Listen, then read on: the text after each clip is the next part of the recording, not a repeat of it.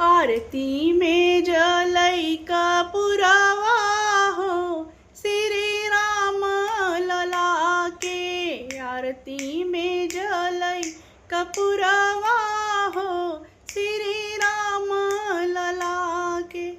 पहली आरती अवधपुर में होवे, पहली आरती अवधपुर में होवे।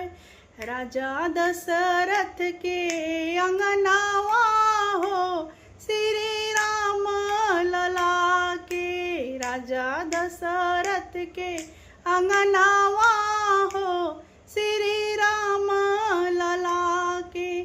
आरती में जलई कपूरवा हो श्री राम लला के। दूसरी आरती जनकपुर में होवे, दूसरी आरती जनकपुर में होवे। राजा जनक के अंगनावा हो श्री राम लला के। राजा जनक के अंगनावा हो श्री राम लला के। आरती में जलई कपूरवा